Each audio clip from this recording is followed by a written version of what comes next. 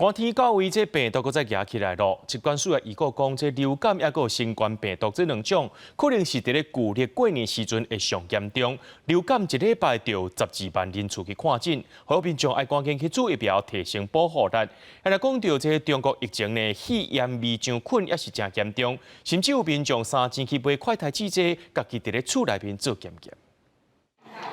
中国最近发生多种呼吸道病毒相传染，各地病全是看病的人，个人在抢买肺炎微肠菌快筛试剂，要自我检测。不过医生讲，高龄甲慢性病族群，若是至少高烧未退，嘛是要去医生看。高热3天以上，或者出现了非常严重的呼吸道的症状，我们还是建议要去医院及时的就医。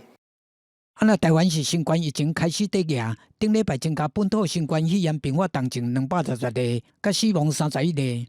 拢创下新纪录，其中上少年的死亡个案是南部40几岁查甫人，有高血压等病史。虽然入去交病房抢救，也毋过因为病情恶化，住院4天了后不治死亡。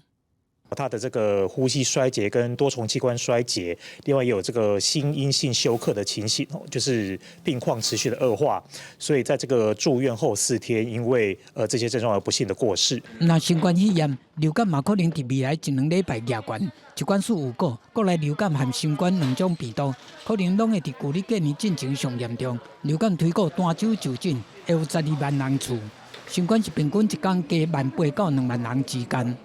我们预估呢，这个高峰会比先前预估的延后到1月中到1月下旬，也就是在春节前的时候，可能会迎来这一波新冠的高峰。那预估单日的这个感染人数会在1.8万到2万人之间。疾管署提醒讲，新年头旧年尾探亲旅游活动真接，注疫苗了后，需要2礼拜才有保护力，所以提醒6个月以上的民众，尤其是60岁以上的做伙人。 应该赶紧去注新冠甲流感疫苗，来降低感染后重症甲死亡的风险。目前全台湾有1500间院所提供随来随住的服务。记者综合报道。